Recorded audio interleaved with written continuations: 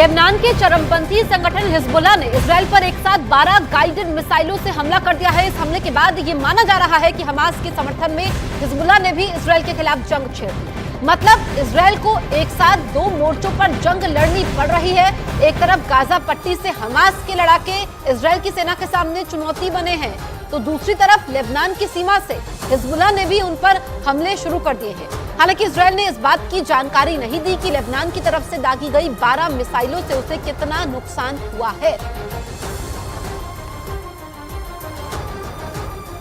Hezbollah ने Israel को 72 घंटे का अल्टीमेटम दे दिया था, वो भी तब जब इजरायल ने यह ऐलान कर दिया कि उसकी सेना किसी भी वक्त गाजा में घुस सकती है, जिसके बाद चीन खुलकर फिलिस्तीन के साथ खड़ा हो गया और ईरान ने इजरायल को अमेरिका की धमकी दे डाली। यानी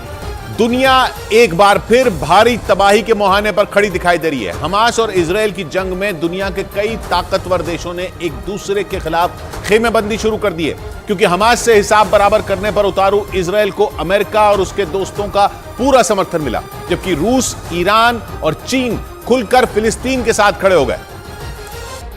जिसका सीधा मतलब यह हुआ कि दुनिया दो धड़ों में बंट सकती है, क्योंकि यूक्रेन जंग के बाद अलग थलग पड़ चुके रूस और चीन ने इजरायल और हमास की जंग का रुख ही मोड़कर रख दिया। वो खुलकर गाजा में इजरायल के हमलों में मारे जा रहे लोगों के लिए बोलने लगे, जिसने फिलिस्तीन समेत पूरे पश्चिम एशिया में उनकी पकड़ मजबूत कर दी और बाइडेन देखते रह गए। और यही नहीं, बाइडेन की फिलिस्तीन और जॉर्डन की मनाने की कोशिशों पर भी पानी फिर गया, क्योंकि इन देशों के नेताओं ने बाइडेन से मिलने से ही इनकार कर दिया। यानी तीसरे विश्व युद्ध का माहौल तक बन सकता है, क्योंकि इजरायल के साथ वो देश खड़े हैं जिन्होंने यूक्रेन जंग में रूस के खिलाफ मोर्चा खोला था, यानी अमेरिका, ब्रिटेन, यूरोप, दक्षिण कोरिया, जापान और ऑस्ट्रेलिया, जबकि फिलिस्तीन के साथ रूस, चीन और करीब करीब पूरा पश्चिम एशिया खड़ा है, जिनमें सऊदी अरब, ईरान, जॉर्डन, लेबनान और मिस्र जैसे मुस्लिम देश शामिल हैं। मुस्लिम देशों की नाराजगी का अंदाजा इजरायल से आई एक और खबर से लगाया जा सकता है। इजरायल के मीडिया ने दावा किया कि 2 दिन पहले बाइडेन की यात्रा के दौरान फिलिस्तीन के राष्ट्रपति महमूद अब्बास ने उनसे फोन पर भी बात करने से इनकार कर दिया था। बाइडेन 2 दिन पहले इजरायल के दौरे पर गए थे, जहां से वो जॉर्डन जाने वाले थे और वहां उनकी मुलाकात महमूद अब्बास से होनी थी, लेकिन बाद में यह पूरा कार्यक्रम ही रद्द हो गया था, जिसके बाद दावा है कि बाइडेन ने महमूद अब्बास से फोन पर बात करनी चाहिए, लेकिन फिलिस्तीन के राष्ट्रपति इसके लिए भी तैयार नहीं हुए थे। यूक्रेन जंग के बाद जो माहौल बना वो इजरायल और हमास की लड़ाई के बाद और गर्मा गया। ये यूं कहें कि अमेरिका और रूस ने तय कर लिया कि वो खुलकर किस देश का साथ देंगे। मतलब विश्व युद्ध की बिसात बिछती हुई दिखने लगी, क्योंकि अमेरिका ने इजरायल को गाजा में घुसने की हरी झंडी दे दी, जबकि वो ये जानता है कि इजरायल के गाजा में घुसते ही ऐसा विनाश हो सकता है जैसा किसी ने सोचा भी नहीं होगा। लेकिन अमेरिका की मजबूरी ये है कि वो इजरायल जैसा पक्का दोस्त गवा नहीं सकता, और इसीलिए वो मुस्लिम देशों की नाराजगी की कीमत पर इजरायल के साथ खड़ा है और हमास के खात्मे में इजरायल के साथ कदम से कदम मिलाकर चलने के लिए तैयार है, जिसका नतीजा ये हुआ कि इजरायल और हमास की जंग में इजरायल, अमेरिका, ब्रिटेन, यूरोप, दक्षिण कोरिया, जापान और ऑस्ट्रेलिया जैसे ताकतवर देशों का खेमा तैयार हो गया, जो सऊदी अरब, मिस्र, तुर्की, लेबनान, ईरान, पाकिस्तान, रूस और चीन के सामने खड़े हैं। यानी अमेरिका के खिलाफ बोलने वाले देशों में मुस्लिम देश तुर्की भी शामिल है, जबकि नेटो में तुर्की अमेरिका के साथ है। इजरायल और हमास की जंग में वो अमेरिका के दोस्त इजरायल के खिलाफ खड़ा है। हालत यह हो गई कि इजरायल ने तुर्की से अपने लोगों को निकालना तक शुरू कर दिया, क्योंकि हमास के खिलाफ उसकी जंग यहूदियों और मुस्लिम देशों की जंग में बदलती दिख रही है। क्योंकि इजरायल और अमेरिका के खिलाफ खड़े ईरान और सऊदी अरब के बीच सारा झगड़ा ही शिया और सुन्नी मुसलमानों का था, लेकिन जैसे ही बात इजरायल से लड़ने की आई, बाजी पलट गई और ईरान और सऊदी अरब एक हो गए और अमेरिका की पश्चिम एशिया में पकड़ ढीली पड़ती दिखी, क्योंकि आज की तारीख में पश्चिम एशिया में उसका केवल एक ही दोस्त है, और वो दोस्त इजरायल है, जो हर तरफ से मुस्लिम देशों से घिरा है, क्योंकि इजरायल की सीमाएं मिस्र, जॉर्डन, सीरिया, लेबनान और फिलिस्तीन जैसे देशों से लगी हैं, और ये सभी देश मुस्लिम हैं, जहां अमेरिका का किसी न किसी तरह से दखल है। यहां से वो पश्चिम एशिया में ईरान को पैर फैलाने से रोक रहा है, लेकिन हमास और इजरायल की जंग के दौरान ईरान ने अमेरिका और इजरायल के खिलाफ ऐसा माहौल बनाया कि अमेरिका की पश्चिम एशिया में सालों पुरानी पकड़ कमजोर पड़ गई, क्योंकि ईरान ने अमेरिका का सऊदी अरब और इजरायल को साथ लाने का प्लान फेल कर दिया और हमास से जंग के कुछ ही दिन बाद सऊदी अरब इजरायल के खिलाफ खड़ा हो गया। मतलब ईरान का प्लान काम कर गया और अमेरिका का प्लान फेल हो गया। वैसे ईरान ने यह माहौल यरूशलेम की अल अक्सा मस्जिद पर हमले के बाद ही बनाना शुरू कर दिया था और मुस्लिम देशों की गोलबंदी शुरू कर दी थी, क्योंकि इजराइल के 3 पड़ोसी सीरिया, लेबनान और जॉर्डन मुस्लिम देश हैं। इसके अलावा ईरान ने अपने पड़ोसी देशों तुर्की, पाकिस्तान और अफगानिस्तान को भी इजराइल के खिलाफ खड़ा करने की कोशिश शुरू कर दी थी, क्योंकि ये देश भी मुस्लिम देश हैं। इसके अलावा खाड़ी देश यूएई और सऊदी अरब के साथ भी ईरान ने अपना रिश्ता सुधारा। जैसे ही हमास से इजराइल की जंग शुरू हुई, ईरान खुलकर मैदान में आ गया और दुनिया 2 टुकड़ों में बंटने लगी, क्योंकि ईरान ने इजराइल को गाजा पर हमले रोकने की चेतावनी दी और उसे धमकी दी कि अगर इजराइल ने हमले नहीं रोके तो फिर हर मोर्चे पर जंग शुरू हो सकती है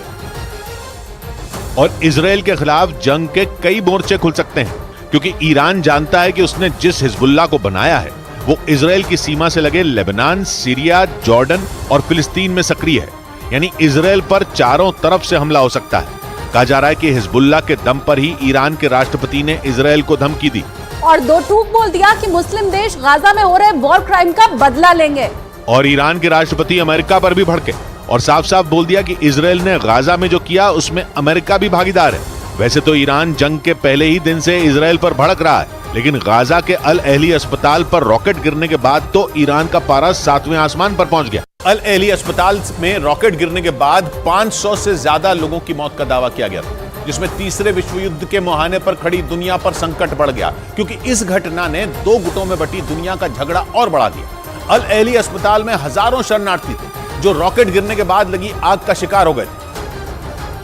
जिसके बाद फिलिस्तीन ही नहीं, ईरान, जॉर्डन, लेबनान और सऊदी अरब जैसे देश इजराइल पर भड़क गए थे, क्योंकि उनका कहना था कि अल अहली अस्पताल पर इजराइल का ही रॉकेट गिरा था, जबकि इजराइल ने एक वीडियो जारी करके 2 टूक बोल दिया कि अस्पताल पर फिलिस्तीन की मिसाइल गिरी थी, जिसका टारगेट इजराइल था, लेकिन मिसाइल मिसफायर होकर गाजा के ही अस्पताल पर गिर गई। ईरान को अमेरिका पर निशाना साधने का मौका इसलिए भी मिला क्योंकि अस्पताल पर रॉकेट बाइडेन के इजराइल दौरे से कुछ घंटे पहले ही गिरा और बाइडेन ने इसके लिए इजराइल को जिम्मेदार नहीं ठहराया। और इसी बात से पश्चिम एशिया में अमेरिका के खिलाफ माहौल इतना बिगड़ गया कि जॉर्डन और फिलिस्तीन ने बाइडेन से मुलाकात ही कैंसिल कर दी। यानी ईरान की पश्चिम एशिया में अमेरिका को कमजोर करने की मुहिम रंग लाती दिखी। उसने रूस और चीन की पश्चिम एशिया में एंट्री को आसान कर दिया और उनकी अमेरिका समेत पश्चिमी देशों को घेरने की रणनीति कामयाब होती दिखी। हमास और इजराइल की जंग के बीच पश्चिम एशिया पहुंचे चीन के राजदूत ने खुलकर फिलिस्तीन के समर्थन में बयान दे दिया